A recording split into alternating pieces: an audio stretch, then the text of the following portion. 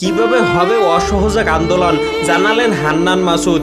বৈষম্য বিরোধী ছাত্র আন্দোলনের পক্ষ থেকে শনিবার বিক্ষোভ এবং রবিবার থেকে অনির্দিষ্টকালের জন্য সর্বাত্মক অসহযোগ আন্দোলনের ডাক দেওয়া হয়েছে।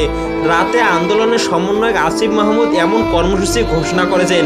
একই সঙ্গে দেশের সব জনসাধারণকে সংগঠিত হয়ে কর্মসূচি সফল করার আহ্বানও জানান তিনি।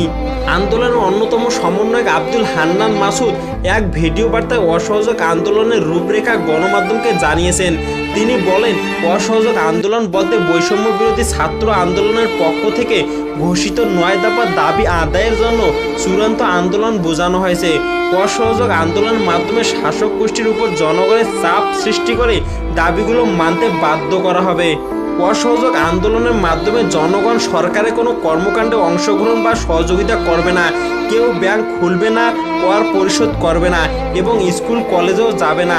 সরকারের সব কার্যক্রমকে সামাজিক ও অর্থনৈতিকভাবে বয়কট করা হবে বলেও জানান হান্নান মাসুদ। বাংলাদেশের ইতিহাসে অসহযোগ আন্দোলন একটি গুরুত্বপূর্ণ অধ্যায়।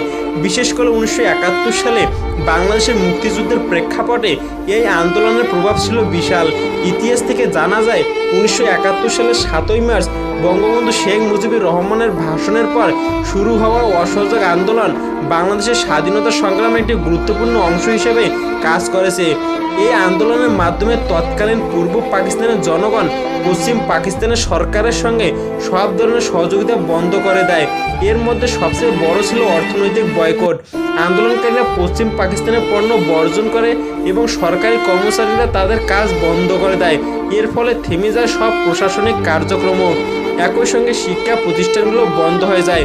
এছাড়া সে সময় তৈরি হয়েছিল বিশাল গণজাগরণও। আমরাও সেই চেষ্টাটাই করতে চাচ্ছি, শুধু আপনাদের ভালোবাসা এবং আপনাদের সাপোর্ট প্রয়োজন। তো দর্শক, আপনারা কে কে সাপোর্ট করবেন অবশ্যই আপনাদের মূল্যবান মতামতটি আমাদের কমেন্ট বক্সে লিখে পাঠাবেন এবং ভিডিওটি শেয়ার করে দিবেন। ধন্যবাদ সবাইকে।